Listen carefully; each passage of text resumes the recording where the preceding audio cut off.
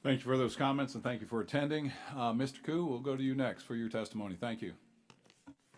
Thank you, Mr. Chairman.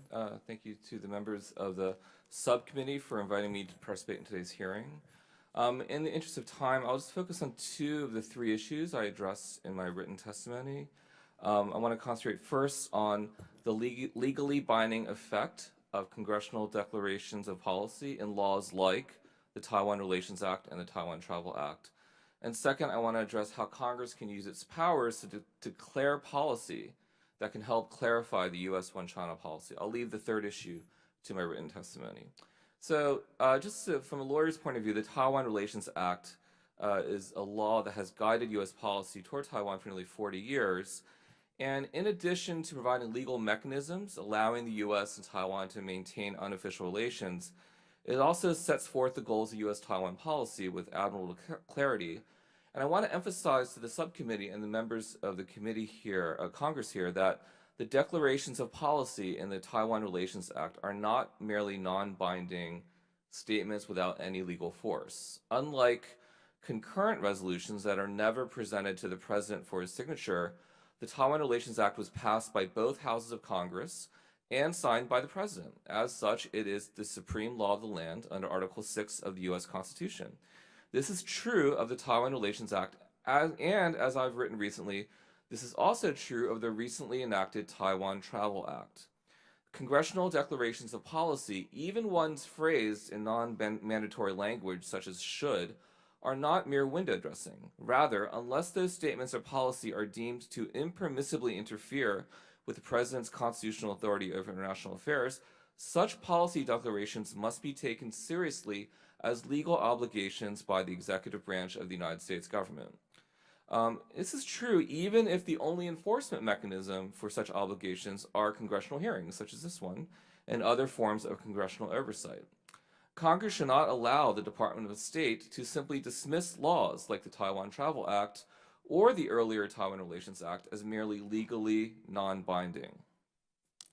Secondly, I'd like to address the overarching issue that Chairman Yoho addressed in his opening remarks and others have alluded to, the big question in U.S.-Taiwan relations. Now, according to China, as members of this committee well know, according to China's point of view, the United States agreed in 1972 when it signed the Joint Communique to a one China principle that encompasses a recognition of Chinese sovereignty over Taiwan.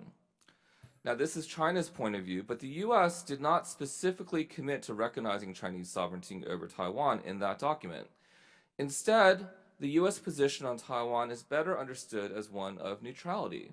The United States takes no legal view on whether Taiwan is part of China. Rather, the U.S. goal, which is stated in the Taiwan Relations Act, is to ensure that any final resolution on the status of Taiwan is made through peaceful means, free of coercion of any kind.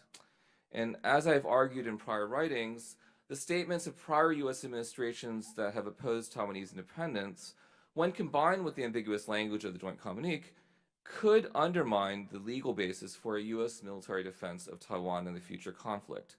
Congress can help to avoid such implications and clarify the U.S. position by statute.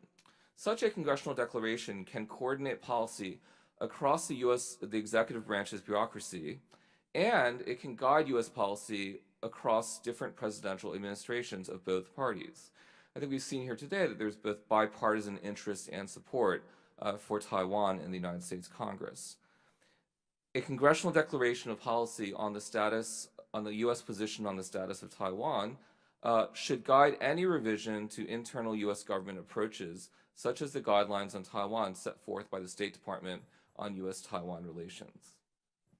So in closing, as Congressman Connolly mentioned in his remarks, I believe the U.S. Congress has a central role to play in shaping and overseeing U.S. policy toward Taiwan. I earnestly hope that the members of this committee and their fellow members of the House and Senate will continue the proud tradition of Congress leading on developing U.S.-Taiwan policy and reinforcing the U.S.-Taiwan relationship. Thank you.